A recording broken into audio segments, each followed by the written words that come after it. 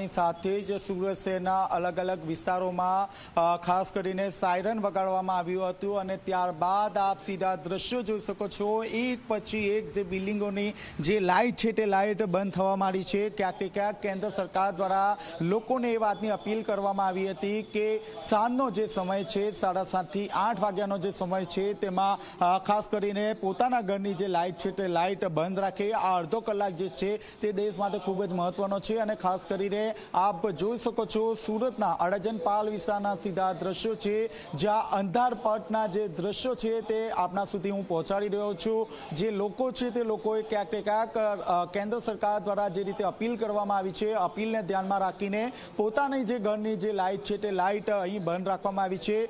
સિવાય હોસ્પિટલ સિવાયના તમામ જે બિલ્ડિંગો છે જે ઘર છે આ તમામ જે લોકો છે તે લોકો દ્વારા અડધો કલાક સુધી જે પોતાના જે તે સ્તરની જે લાઇટ છે તે લાઇટ બંધ કરવા માટે અપીલ કરવામાં આવી છે। ગતરોજ કલેક્ટર અને પોલીસ કમિશનર દ્વારા એક મહત્વની બેઠકનું આયોજન હાથ ધરવામાં આવ્યું હતું અને અલગ અલગ જે સોશિયલ મીડિયા છે જે ચેનલ થ્રુ પણ લોકોને વાતની અપીલ કરવામાં આવી હતી કે જે 7:30 થી 8 વાગ્યાનો જે સમય છે તે સમય દરમિયાન લોકો પોતાના ઘરની જે લાઇટ છે તે લાઇટ સ્વિચ ઓફ રાખે। અને હાલમાં સુરત શહેરમાં આ જ રીતના જે અંધારપટના જે દ્રશ્યો છે તે આપના સુધી હું પહોંચાડી રહ્યો છું। ખાસ કરીને વાત કરીએ તો ટ્રાફિક પોલીસ હોય, સુરત પોલીસ હોય કે પછી સુરત મહાનગરપાલિકાની ટીમ ત્રણેય સંયુક્ત જે ક્રમે તમામ લોકોમાં જનજાગૃતિ લાવવાના પણ પ્રયાસ કરવામાં આવ્યો છે। જે દુશ્મન દેશથી જ્યારે હુમલો કરે ત્યારે કઈ રીતે સુરક્ષિત રહી શકાય, કઈ રીતે બચી શકાય તે પ્રકારનો હાલ જે ટ્રેનિંગ છે તે ટ્રેનિંગ લોકોને આપવામાં આવી રહી છે। આપ સીધા દ્રશ્યો જોઈ શકો છો જે હાઈરાઇઝ જે બિલ્ડિંગો છે તેમાં ધીરે ધીરે જે લાઇટ છે તે લાઇટ સ્વિચ ઓફ થઈ રહી છે।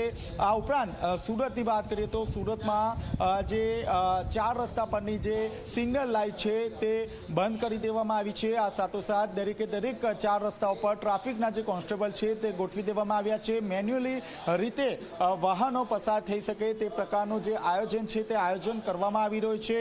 આ સાથોસાથ વાત કરીએ તો દરેક કાર ચાલક હોય કે બાઇક ચાલક હોય તેઓ પણ આ જે અડધો કલાક છે તે પોતાના જે કાર છે તે રોડની સાઈડ પર મૂકીને તેઓ આ અડધો કલાક જે કેન્દ્ર સરકાર દ્વારા જે અપીલ કરવામાં આવી છે અપીલનું પાલન કરે તે પ્રકારનું આયોજન હાથ ધરવામાં આવ્યું છે। હું મીઠું આપને દ્રશ્યો બતાવવા માંગીશ। જે ગણેશ મંદિર છે સુરતનું ખૂબ જ નામચીન મંદિર છે તેમના દ્વારા પણ જે અડધો કલાક જે લાઇટ છે તે લાઇટ અહીં બંધ રાખવાનો એક જે અપીલ કરવામાં આવી હતી આ અપીલમાં તેઓ દ્વારા અહીં જોડાવામાં આવી છે। સમગ્ર જે મંદિર પરિસરની જે લાઇટ છે તે લાઇટ અહીં બંધ કરી દેવામાં આવી છે। આ સાથોસાથ જે ભક્તજન છે તે ભક્તજન માટે પણ અડધો કલાક સુધી જે દરવાજો છે તે દરવાજો બંધ રાખવામાં આવ્યો છે।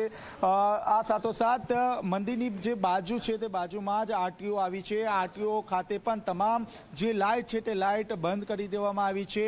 અહીં ખાસ કરીને સુરત પોલીસ કમિશનર અને કલેક્ટર દ્વારા ગત રોજથી જ જે છે તે જનજાગૃતિ અભિયાન ચલાવવામાં આવી રહ્યું છે। આજના દિવસની વાત કરીએ તો આજે ખાસ કરીને સુરતમાં 6 જેટલી જે જગ્યાઓ છે ત્યાં મોકડ્રીલનું પણ આયોજન હાથ ધરવામાં આવ્યું છે। જો દુશ્મન દેશ દ્વારા હુમલો કરવામાં આવે આ હુમલાની પરિસ્થિતિમાં કઈ રીતે બચી શકાય, કઈ રીતે પોતે સુરક્ષિત રહી શકાય તે અંગે લોકો સુધી આ મેસેજ પહોંચે, લોકોમાં જનજાગૃતિ આવે તે પ્રકારના તમામ જે પ્રયાસો છે તે કરવામાં આવી રહ્યા હતા। સુરતના પીપલોદ જે બિઝનેસ હબ છે ત્યાં આયોજન કરવામાં આવ્યું હતું અને ત્યાં જે મોકડ્રીલ છે તે મોકડ્રીલ સફળ રહી છે। અને હાલમાં પણ જે રીતે કેન્દ્ર સરકાર દ્વારા લોકોને અપીલ કરવામાં આવી હતી જે અપીલનું જે ધીરે ધીરે 7:30 વાગ્યાના જે ટકોરે અહીં પાલન કરવામાં આવી રહ્યું છે।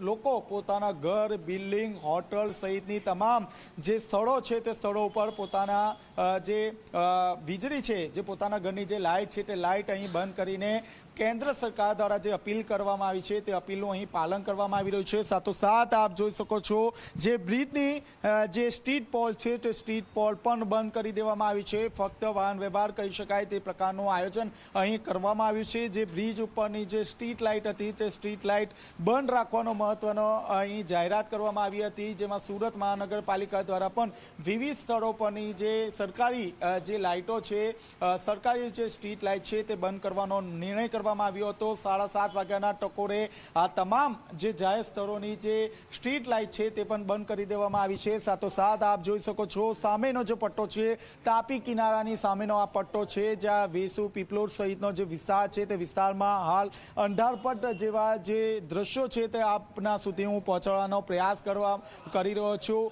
લોકો ક્યાંક ને ક્યાંક જે કેન્દ્ર સરકાર દ્વારા જે અપીલ કરવામાં આવી છે તે અપીલનું અહીં ક્યાંક ને ક્યાંક પાલન કરવામાં આવી રહ્યું છે. જી જી ચેતન, આપ અમારી સાથે જોડાયેલા